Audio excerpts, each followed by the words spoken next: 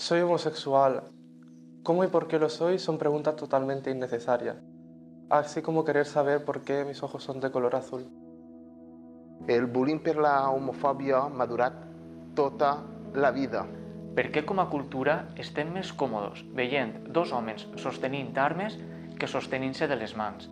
Siendo una niña trans, inconsciente de que es una niña trans, forzándome a mí misma a encarnar una persona que no era. Perquè jo era lo típic que anava a comprar i em deien xiqueta o princeseta o coses d'estes. I a mi això m'incomodava moltíssim, però clar, no podia dir-los res perquè jo encara tenia vergonya de dir no, és que sóc un xic.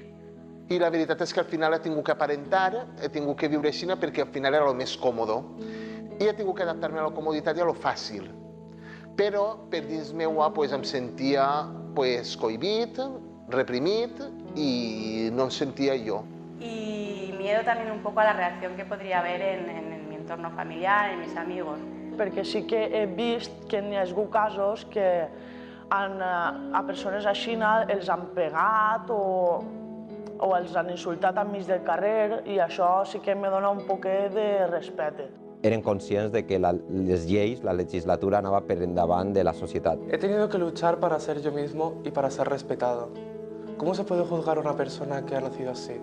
Pensava que estava fent alguna cosa mal i no era així, no.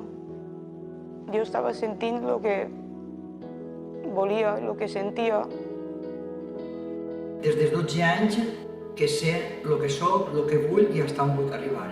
Estem orgulloses, més que mai, de ser visibles. Jo ara sóc una persona trans oberta, la gent que me coneix majoritàriament sap que sóc trans, però perquè no m'amague, yo digo muy claro, no es algo de lo que me avergoñéis en cada momento. Las canciones me siento muy a gusto cantándolas en directo porque veo que forman parte de una reivindicación y que no es solo una música mía o mi ego de que bien canto, que bien compongo, que no lo hago muy bien, pero sí que es verdad que forma parte de una reivindicación y me siento muy cómodo haciendo los conciertos y reivindicando estos mensajes.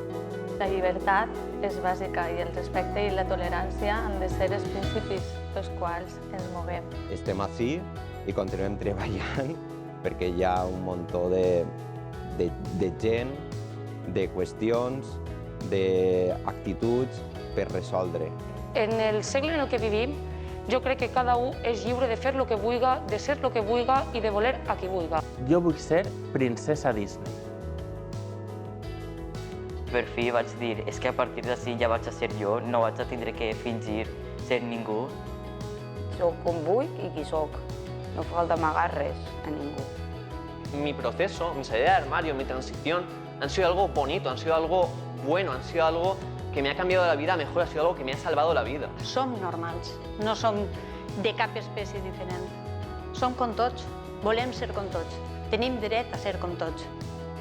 És la meva dona i estic molt contenta i orgullosa d'ella.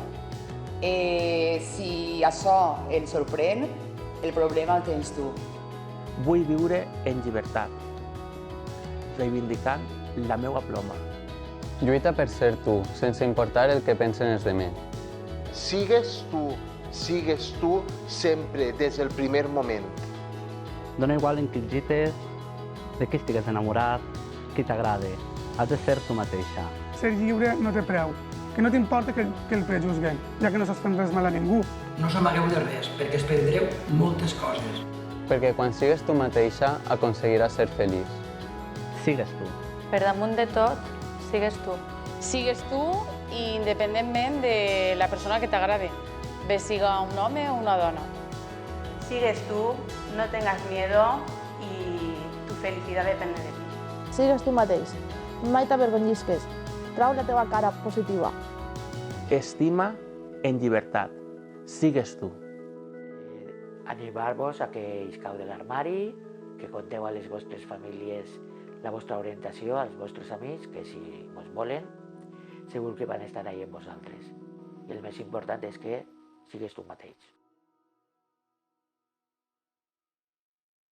Y que se entere el mundo entero que en esta puta vida y para 2 días que vamos a vivir, que cada uno se coma lo que quiera mientras no moleste a nadie. Estamos